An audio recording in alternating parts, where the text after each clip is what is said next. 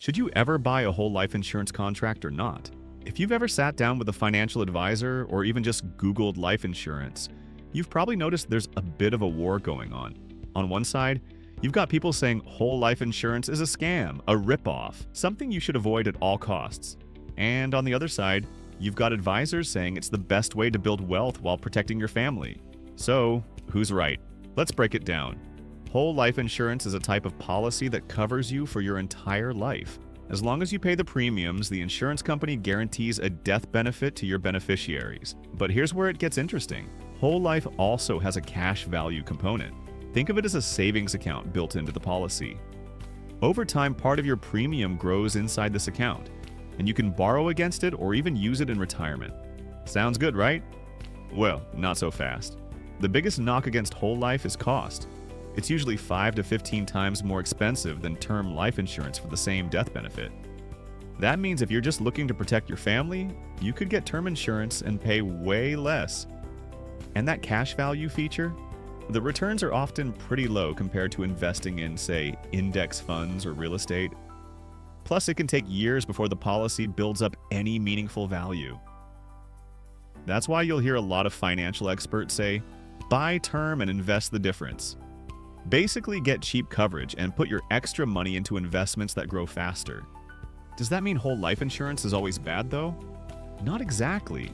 There are situations where it can be a good fit. For example, if you're a high-income earner who's maxed out all your retirement accounts, you might use whole life as a conservative tax-advantaged place to stash extra money. Some business owners use whole life policies to protect their companies or to fund buy-sell agreements. And for estate planning, whole life can help wealthy families cover estate taxes so assets don't have to be sold off when someone passes away. Or you're simply healthy, hopefully still young, and can afford to pay a consistent monthly premium to make sure you have one contract for life. In these cases, whole life isn't just about the investment side, it's about guarantees, tax treatment, and long-term planning. So, is whole life insurance ever a good idea? The short answer, yes, it just depends on your goals. For most people, term life insurance is the smarter and more affordable option if you simply want to cover debts.